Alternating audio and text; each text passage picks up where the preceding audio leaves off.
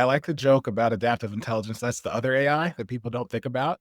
And, when you think about it, it's really the ability to effectively adjust to the change in circumstances. So it's basically like adjust on a dime and be, I guess, cognizant of what's coming.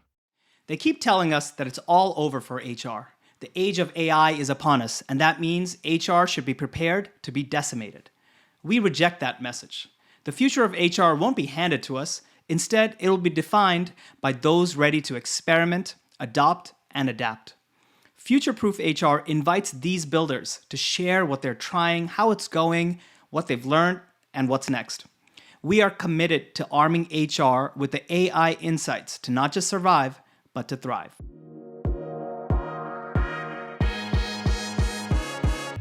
Hello and welcome to the Future Proof HR podcast, where we explore how forward-thinking HR leaders are preparing for disruption and redefining what it means to lead people in a changing world. I'm your host, Thomas Kunjappu, CEO of Cleary. And today we have with us Bernard Coleman III, the SVP of People at Swing Education, a longtime people leader with a background spanning presidential campaigns, Silicon Valley scale-ups, and thought leadership in culture and DE&I. And I should note that Bernard also has been doing fractional chief people officer work. And he brings to all of his efforts a pragmatic and systems-oriented view to the AI conversations. He believes HR's relevance depends on getting their own hands dirty with the tools, guiding intelligent adoption, and architecting systems for real upskilling, not chaos. Bernard, welcome to the podcast. Thomas, thank you for having me. It is a pleasure. Excited to have you. And I wanted to dive right in with this concept of the role that HR has to play in empowering the entire organization. So we were sharing around this article, which we'll drop in the show notes, right? About the thrust of it is that HR needs to lead on tech and specifically AI transformation. So what are your takeaways from this article? Yeah, I think AI obviously is a hot button topic, but I think HR needs to be front and center for this work. When you think about it, I'm seeing a lot of organizations that either from peers or just what I'm seeing in the news, they have a really scattershot approach, like AI everything, get all these AI tools, but it doesn't seem like there's any strategy associated with it. And then I think which is juxtaposed against, I've also seen HR peers who are afraid, is it going to take my job? Is it going to replace me? And there's just a fear of change. I look at AI as a tool, right? So I think the first step is if HR is front and center, like investigating, understanding what the tools, the interplay, how it works within your systems. And I think by sitting in the middle of all of that, you could set the strategy for the whole company, right? Because how can I teach if I don't even know what the systems are or how it works? But if HR sits in the middle of it, they can help set the strategy for what's the tools that we're going to use, or the stipends that we're going to provide. But you're basically setting the nomenclature and the outer boundaries of how it could work at the company. So that way others can then embrace it and make it make sense for your company versus, oh, I'm using Gemini, or I'm using Claude, or I'm using Copilot. And then the company actually needed you to use Descript. So the whole point is, what's the right tool, understanding what those tools are, and then how do you do those at scale? Yeah, and that scale is really where it comes in with the coordination problem with HR, because on one hand, you mentioned, right, the doom mongering about jobs are going to get shifted or replaced entirely. And there's a real opportunity for HR to come in and bring people along, right, to enable them with the transformation, with the right growth mindset and the classic L&D function, right? It's ready for every knowledge worker is ready for reskilling, and who can do a better job than that HR function to enable that. Really interesting reaction. But then let me ask you a personal question, because you were sharing this with me earlier. How did you personally come across and start using the latest iteration of AI, I should say, which is LLMs in the last couple of years?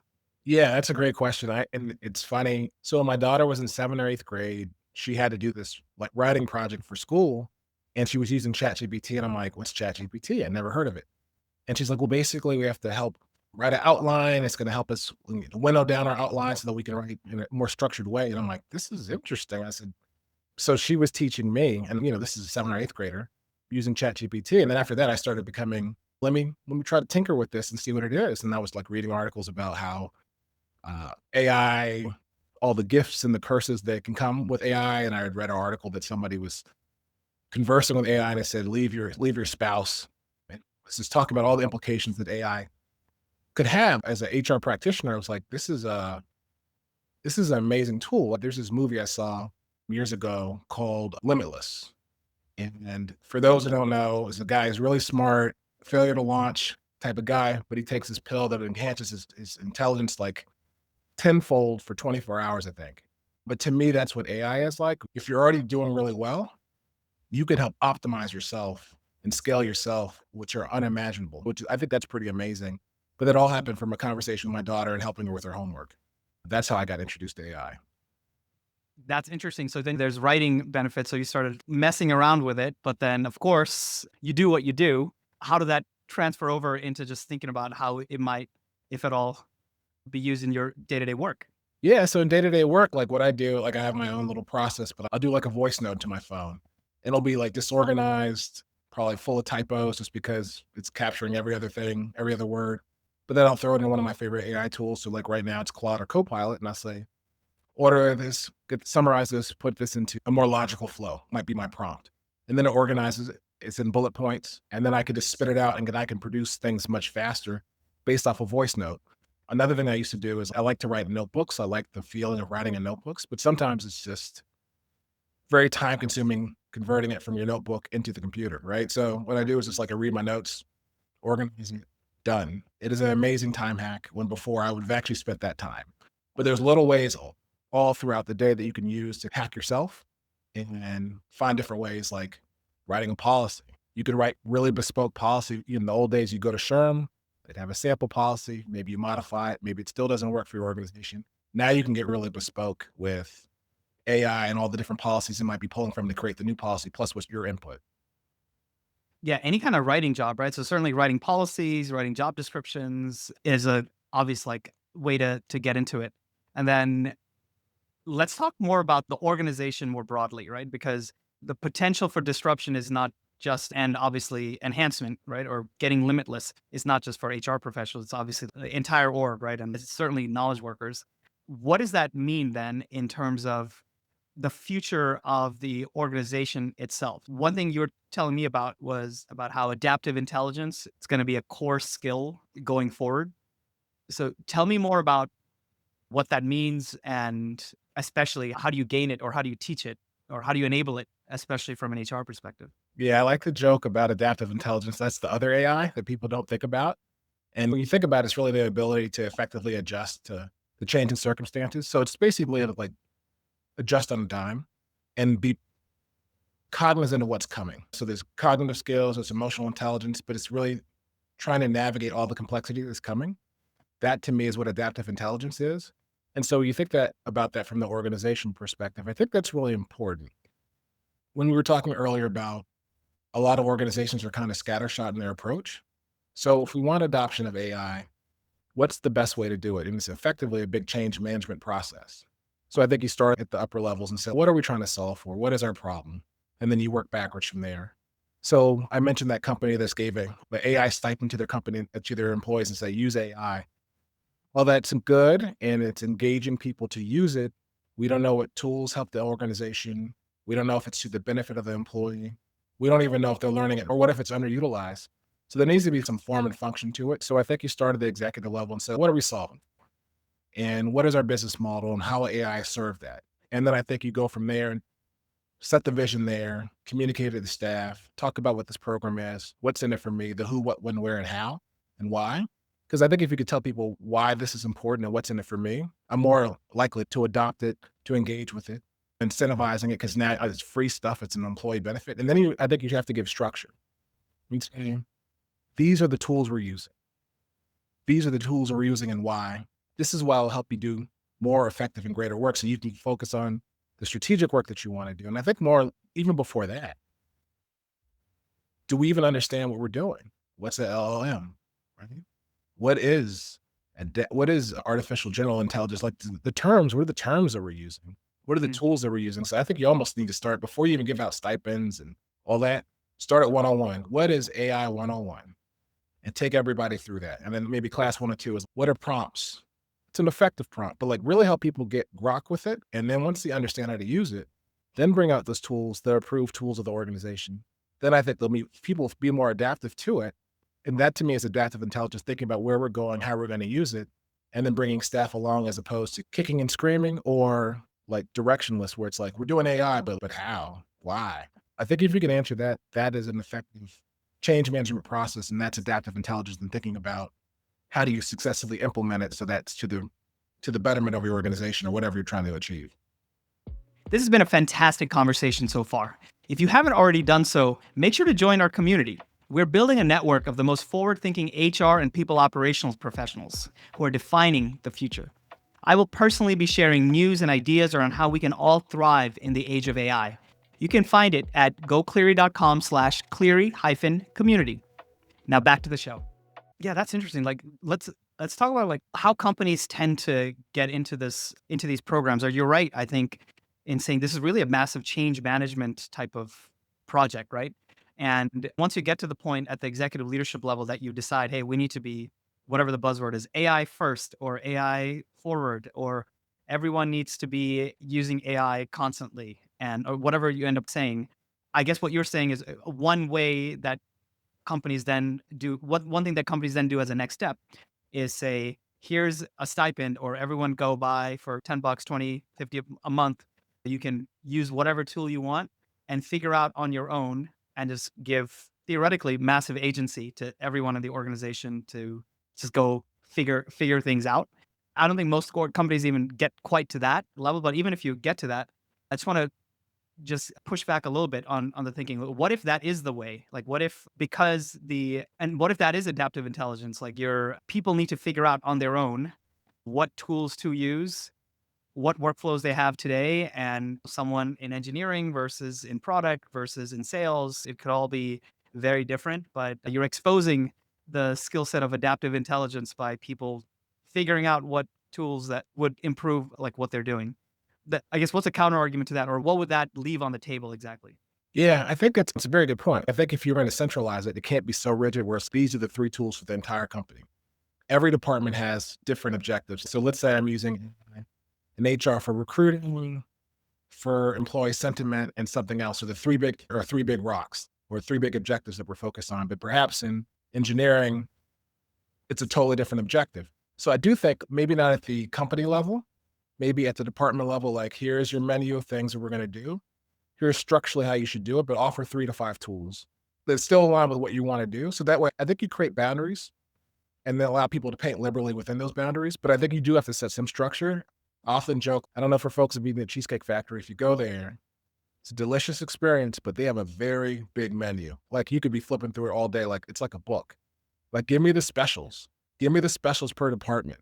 And so then that way I can go, okay, this is off the specials menu for my respective department. There's still order, but then I still have agency as the person to go and say, I want to go with the strawberry cheesecake, and somebody else could do their whatever flavor of the month that works for them. But there's structure, and you could do that at a systems level. So you can like figure out what works, get people to adopt to it, but not be so scattershot where like someone picked the wrong tool that has nothing to do with anybody's objectives. So I think you do have to provide some order, but people do need agency. So I think that's how you do it. Decide what you're going to do at the ELT level, but let the departments choose what makes the most sense for them and their objectives.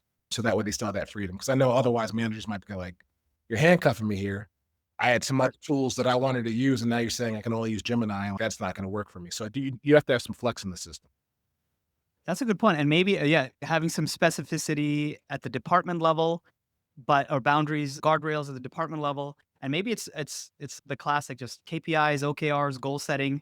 It's really that's the level that you want to just get everyone on. So if, like you said, and everyone in recruiting, it's like we have one step in our funnel that we know is just absolutely wasteful and just kills us. What we want as an objective for the department, what we're trying to figure out is how can we improve this one step like in our funnel. That's a core goal, and then go off and let's figure it out. Or that's the goal. Use whatever tools, or use one of these three tools to help figure out this particular problem. So almost prioritizing and clarifying what are the key bottlenecks and things that you want to improve in the company. At least getting alignment there, it's useful. But then, as I say that, I think what you're pointing out is the skill set gap. So you might have the objective. Maybe people don't know what a prompt is, right? On the team. So how do we bridge that gap? And I think you said a little bit about how we're talking about the HR function. If you're going to enable the others, and what's the HR function doing itself. But how do you, because I think it's perfectly normal, right? When the iPhone first came out, like there were no, you know, there were not many like experts in software engineering who knew how to develop for mobile with 5 years of experience because it just literally didn't, it wasn't a thing, right? So like right now in every HR department, the vast majority of people are not skilled in many things associated with these tools, right? So how do we instill those kind of skills? Yeah, that's a hard one because I do think there's some folks I see some folks really leaning into the HR community, like, how can I use all these different tools to automate workflows? And there's a lot of excitement. Then I think there's other people who are like, I don't trust that tool whatsoever. I don't know anything about it. And so I think what I would start with my own team is like, well, what are we going to use and why? We're like the who, what, when, where, how, and why. So like, why are we even using these tools? And so really explaining, and like, I like to share my stream of consciousness with my team. This is why I'm doing this. This is why this is important. So I think when you give people a lot more context, they're like, okay, that makes sense. It's not trying to take my job. It's trying to help me be better. And then secondly, then you're going to say, like, let's learn together. Maybe we do like some team sessions where we learn about what all the terms mean. Cause like I've gone to other companies where it's like you need a thesaurus and a dictionary and all the things to even keep up with. This is AAR, Right. yeah, AAR, ACV. You're like, what are all these terms? Like, I can't keep up. Like, you need a glossary, really. But I think if you set the terms, here's the glossary, and we all kind of baseline and set this is the common language that we're all going to use. You learned as a team, right? You could ask those questions out loud, and it doesn't feel so distant or far off. And then I think if you're the HR team, now you've embraced it. Now you're more informed. You might be the L&D team. Now when you go out and, do the instructional design, you can build coursework that makes sense for adult learners to get everyone on the same page. So they could still at the department level find the AI tools, but at least we're using the common language because all the prompt engineering and all those different terms apply to all the AI tools. Right. And then I think people are more comfortable tinkering, right? Mm. Thinking about how this could work for my job. This is something that always slowed me up. How can I scale myself? Then I think that works. But I think the main thing is making sure people feel comfortable and understand the context as to why. I think what I'm seeing from a lot of organizations is people don't understand the context. They understand the urgency. We got to go do it tomorrow. I'm not sure Mm. why we're doing it tomorrow and what it's going to actually do. But I think if people can articulate that, and I think oftentimes HR is the messenger, articulating the why and doing the implementation and the execution of it, then I think that's a better process to then get to the tooling, the output, and the execution. You're talking about some of these general concepts that is probably valuable for anyone, for example, in HR, but anyone in a knowledge worker like setting. So then my mind goes to, if you believe everyone needs to know the glossary of TLAs, I like to say the 3-letter acronyms, right? For our particular company or our industry, where do we stick it? If you're proactive about it, you put it in an onboarding program, right? Day one, or, in the first month or week, everyone learns these set of things, and that helps people grok the organization and how you like kind of work. Yeah. Do you imagine that just, I don't know, general AI skilling or some version of that that gets even a bit more tailored to a company is going to be a part of an onboarding program? Have you ever seen that, or do you see that coming up? Yeah, I have seen it when I used to work at the Society for Human Resource Management years ago. Brick and mortar building, you go in and do you know how to use Microsoft Word? And you're like, I don't. And they could take you through a class that they offered there. Live session. I don't know that it scales for every organization, but you could do a virtual version of it. You could have, LMS that allows you to take the coursework, but it offered, like, I know a lot of times when people work in a Slack environment, they're like, oh, I only know Microsoft Teams or I only know Slack. And they're like, I don't know how to use it. But we're expecting like on day one to just jump into it. But we know when people are on board, that's when you're like the least busiest, like this first couple weeks True. where everyone is also giving you grace and allowing you to learn and get up to speed. So that's when you should say, hey, here's onboarding, like, here's our staff list, here are holidays, blah, blah, blah, blah, blah. Here's the AI tools that we use. But before you get to our tools, we want you to understand this common language. And then I've already got it from day one. I feel supported. I feel set up for success because it's not all murky. I don't have to go search for it. Wow. That was really easy. That was a great onboarding process. And then you just keep reinforcing. Then maybe there's like at the 6-month mark, hey, there's this tool that's coming out. Come to this session. We're going to be offering 3 modules or whatever it is, but it makes it more approachable versus you don't know Slack? You better figure it out.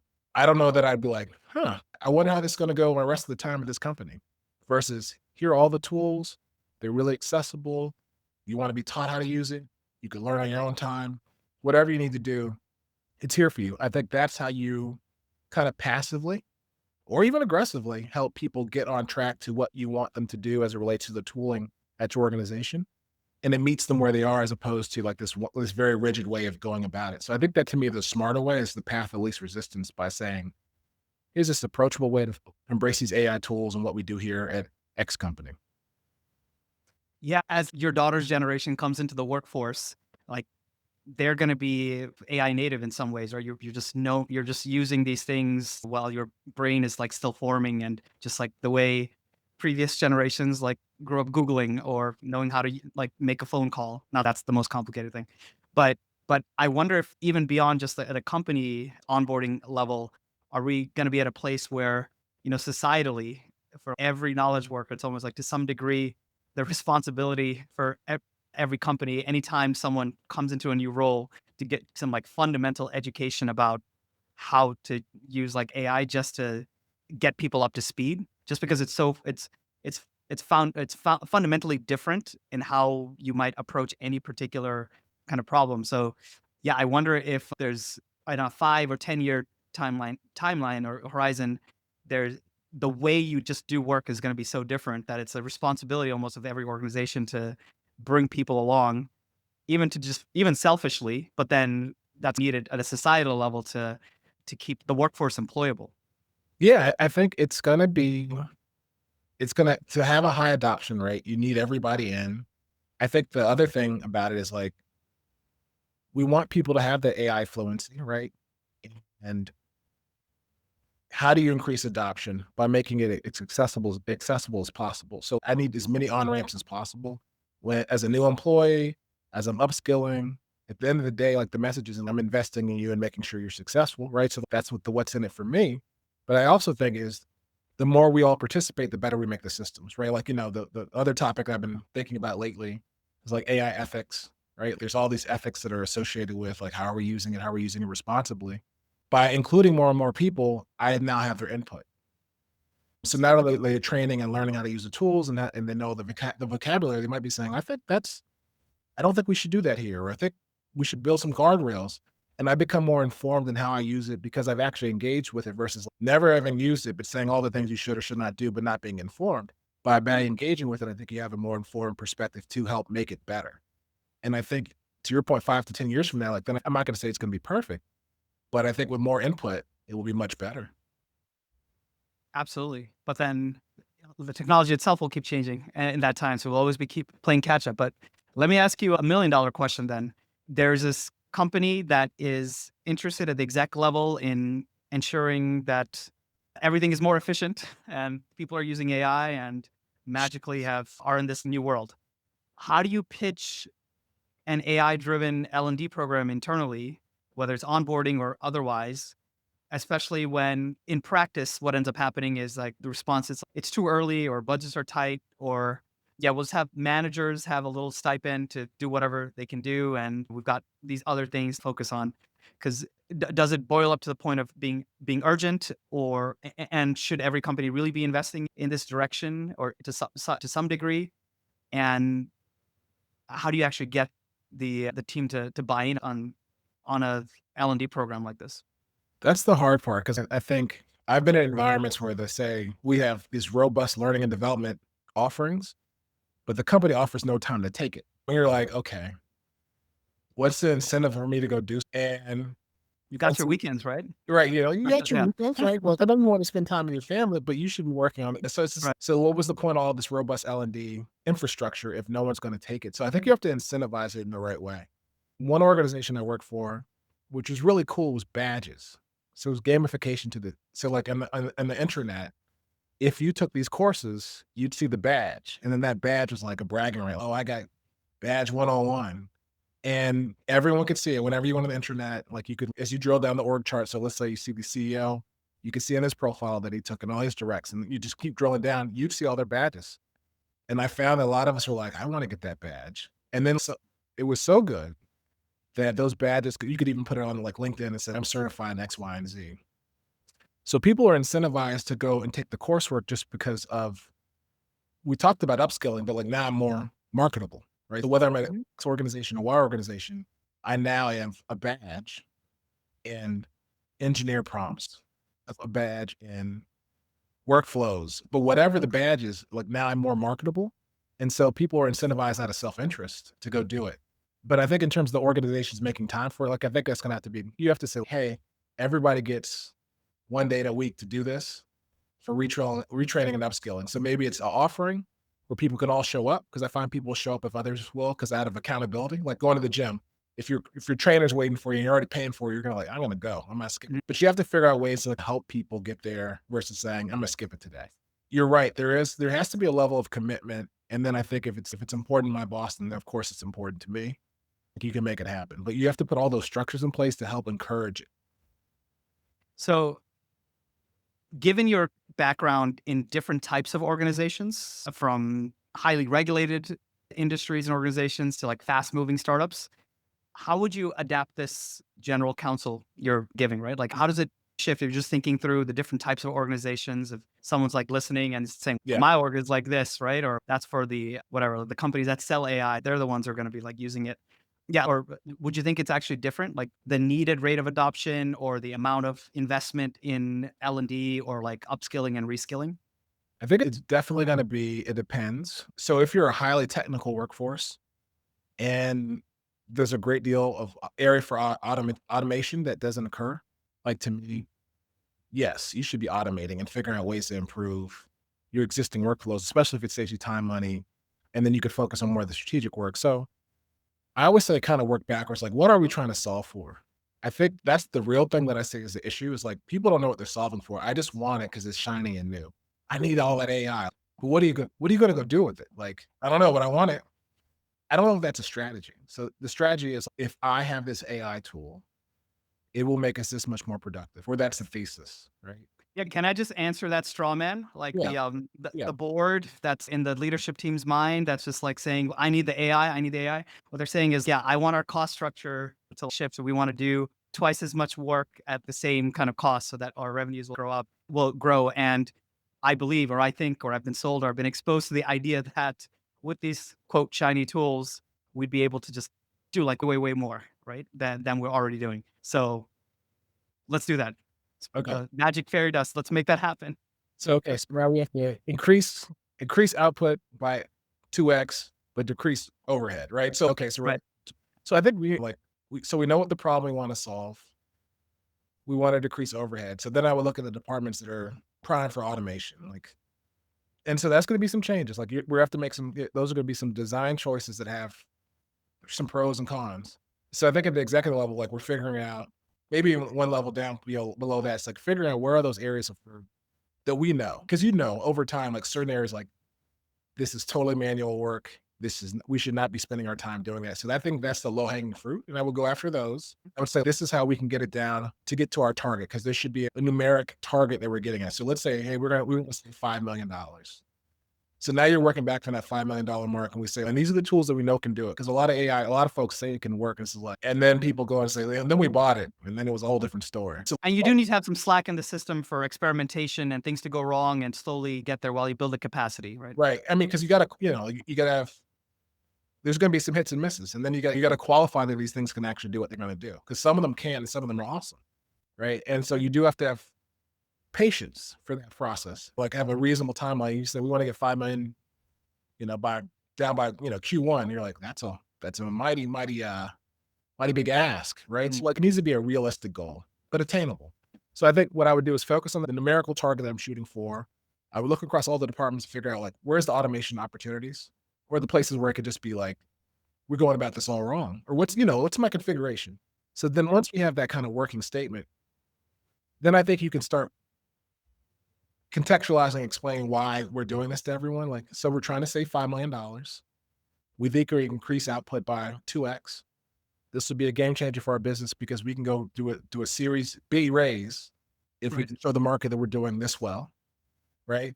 It's going to require us all to learn how to even use AI. So we're going to have an L&D offering that everyone's required to take within the first 6 months. You could do it whenever you need to. It's not all tomorrow, but you have 6 months to complete it. You could take it live, or you could take it you could take it live, or you could take a virtual one. But we need to know everyone. We had to get on the same language to first to hit our 5 million goal, and then your department lead's going to figure out the tools that you're going to use to help you get there because we've identified these areas of automation where there's opportunity. Because like again, being budget driven, also that's going to drive what tools you're picking per department. Who's going to get what, right? Because you can't say like if we back to that scattershot approach, if everybody has every area tool, how much are we paying for this? What's our upper limit? Because we never said like, but if you say there's a stipend, okay, so we know our upper limit. So let's say the stipend says it will never exceed $300,000. At least that's your budget. But But it's hard to map that to an outcome, to the $5 million saved necessarily without thinking that through, the middle steps. yeah, so you have to really like step by step identify what we're doing, how we're going to do it, how we're going to hit these cost goals, and stay within budget and stay within so we don't have mission creep. And so now at the department level, okay, these are the 3 tools we know that will work. I've done the calls. We stacked it up against others. We know it can do what it's going to do. And you're really just going step by step by step until it gets down to the individual contributor as to how they're going to do it. But I think that's the thoughtfulness that sometimes is lacking. I think sometimes the excitement is to move fast and break stuff.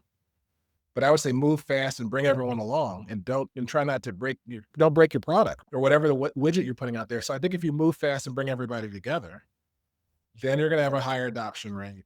You could hit your $5 million target because you're all rowing in the same direction versus, yeah, we're all doing AI, but we're going completely different directions. And then we're like, why didn't we say $5 million? Because we didn't have a $5 million plan. Like you got to have a plan to get there. And that's like the thoughtfulness. Even when you go back to my example, when my daughter's writing the outline and how do you winnow down? Like we're back to winnowing down to how you get there. And everybody knows their part in there and how they're going to achieve. And then you can track it. We know we want to make save $5 million. We know how much the stipend's going to be. We know the tools that we're going to use. We know how much time has been allotted.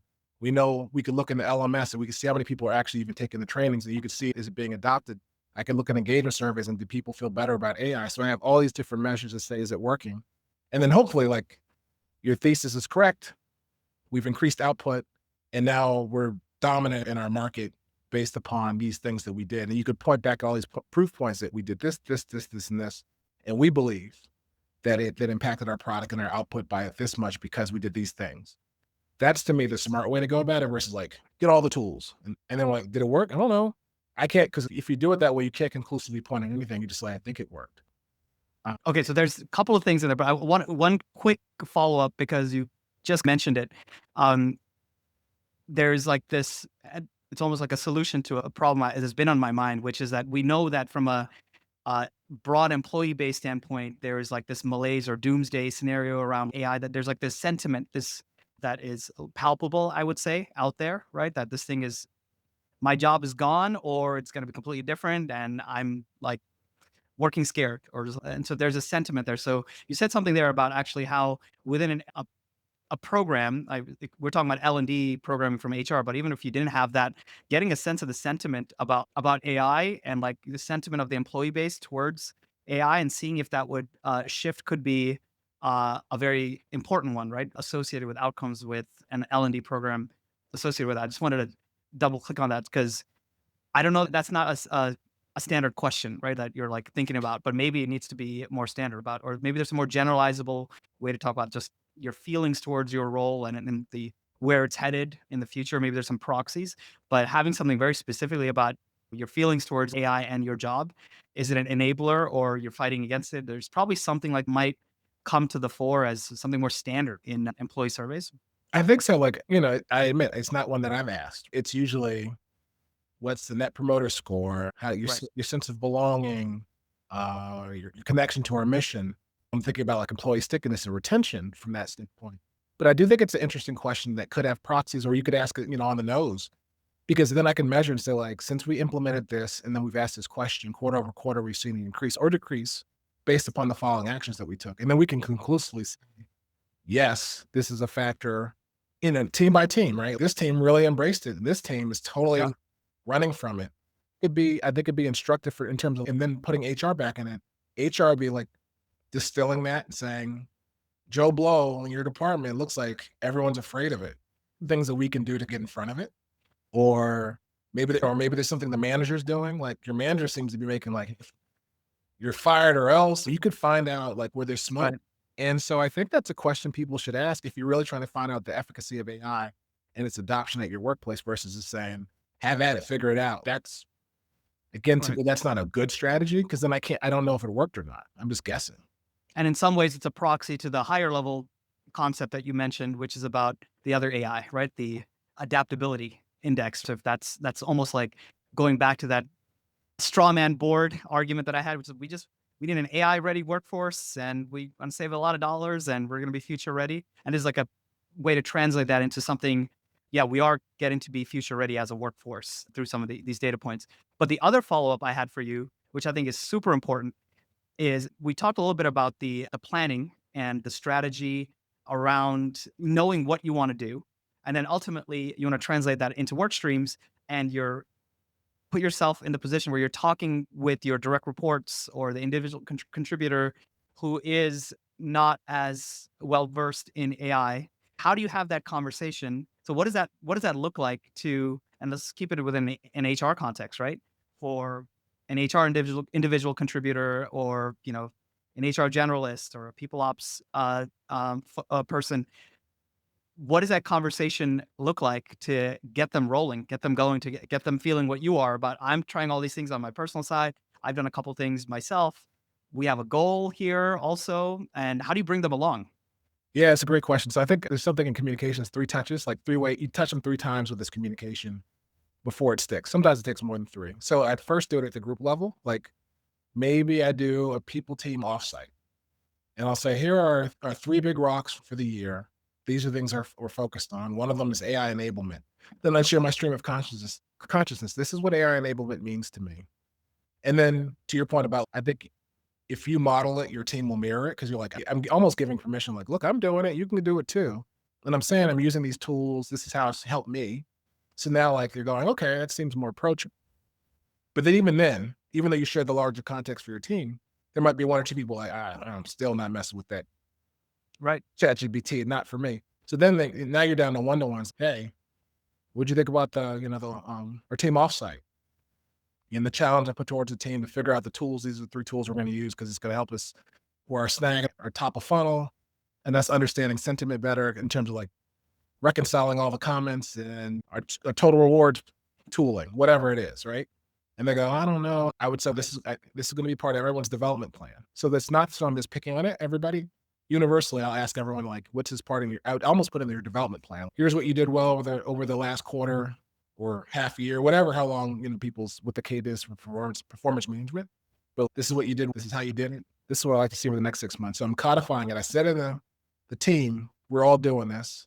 I'm talking about it one-to-one. How's that developing it? And then I'm codifying it in performance reviews. Like we talked about this 6 months ago, where we're going to use Gemini, Manus, and Perplexity.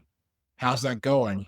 And the person come back. I did take the classes that what this company offered. I finished that. I got the badge. I'm more comfortable. I'm adding into my workflows, but like I'm reaffirming it and holding them accountable. And it's not like I asked them to do it all overnight. I told them, this is my expectation of you. I'm asking it our one-to-ones. And then I'm assessing for it in performance reviews. And that's fair because the employee had all the time to know it, that this is Right. important to me, that I'm using it. This ties back to our company objectives. They understand all the context. If they're still rejecting it, now that's a skill or will problem, right? Like either you don't have the skill to do what I'm asking you, or it's the will. Probably the will at this point. Say these are the tools of the world. If you don't want to be part of this, you're going to get left behind. And that's a choice. That's a design choice. But I can promise you that AI is going to continue to develop and grow. If you don't grow with it, it could impact your career here and anywhere else you go. And so it's not a threat. It's just this is what's happening. Right. And so it's just like a carpenter, like there's a better drill, but they're like, I refuse. I refuse to use this drill. Like that's a choice. But somebody might outproduce you and take your business from you because they use all the new tools. Those are choices and there's repercussions. So that's how I'd lead it. But like I would do it in a more humanistic way. But I'm like, look, I want you to embrace these tools. And that's why I'm trying to tee it up this way so you can be successful. That's how I try to get to that person. And thank you for going through that in detail. And it speaks to the experience you've had with these kinds of conversations. And it also shines through when like your own actual belief in how you're spending your time and what you honestly believe that you're doing the best for you, the organization, and this particular person in terms of future proofing their skills, which is what we're all about. So then if you zoom out and look at the function and where it's all like headed, with all this in mind about AI literacy, what does it look like for HR to own AI literacy across the organization? If it really does, this vision that really does come to fruition, right? What does that organization look like, or what is the beats in a month, quarter, year that are signals that, okay, this vision of HR owning AI literacy and enabling that directly is coming to fruition in a given organization? It's a good question. I think it should go like with the people planning process, right? So if you think about the people planning process, there's capacity planning for like how many hires you think you're going to make this year, quarter over quarter. I usually look at org health, what does retention look like? Is your retention high, low, right where it should be? What does progression look like? Are you people progressing relative to the rest? Everyone should be moving at a similar clip, right? Mhm. Then like you look at engagement scores, like are people having a good experience? I think in the people planning process, there's a learning and development component when you think about progression. And then I would be working with the leaders and say, okay, we know we have this AI directive. We know that we're going to have certain tools. How are you helping enabling that in your team? So like you're getting the manager to take ownership of how they want to direct their teams and their growth. So that way, like you can help them with the structure, you can help them with the L&D component, like putting the right things in place for those folks to engage with it. But it should be part of the people planning process, just like you would do any other org health, because progression is important. People care about internal mobility. People want to grow in their companies. And people want to know what does it take to get to the next rung? Like looking at competencies, like it might be say AI fluency is how you get to be a manager. Tying it all back to that manager and their understanding of it will then help them again codify and reinforce it so that way folks are like across the organization, everyone's AI fluent, right? And so you could just build it into the process, but that's how I would approach it. Love it. So as we wrap up, then, how can people follow your thinking or connect with you, Bernard? You can catch me on LinkedIn, or I have a website, Gotcha. www.bernardcoleman.com. You can reach out there. I have lots of light thoughts and musings that I write for Inc. and other places, my Substack, which I'm just tinkering with, but yeah, check me out. Love that. So thank you so much for this conversation and taking us through your personal journey of how you're just being introduced to this thing from the next generation, which I think is almost prescient for how things are going to go. And we talked a lot about how there's this place, there's almost like a promised land, this vision for what HR can really be in terms of enabling AI literacy in the organization. But then you kind of broke it down to how it kind of needs to come from within, and you need to. I mean, one key takeaway I had was that if you're going to be in L&D in the future, like you need to be steeped in these tools, because what you're going to be asked to do more than likely will be enabling AI literacy at some level, and at least at some part of what you do. So just doing it yourself is a key takeaway, and it's free and easy to get started. It's the will should be there. You can develop the skill, but I like how you broke down how we can think about it from a board and executive level in terms of planning for any of these kind of initiatives, all the way down to how you might actually enable the most reticent of a team members towards getting the skill sets and providing value that actually tie back to the organization.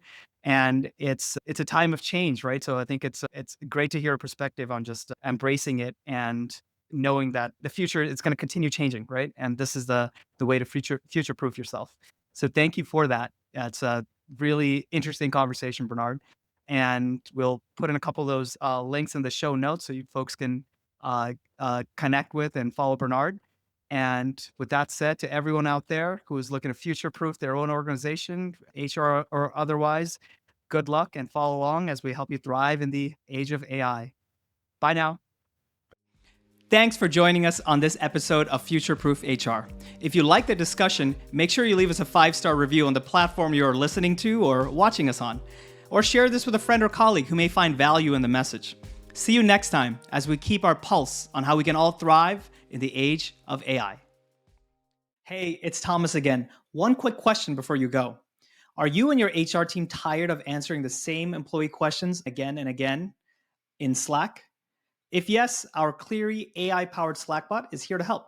It takes routine employee requests and answers it automatically while freeing up time for you to take on more important tasks.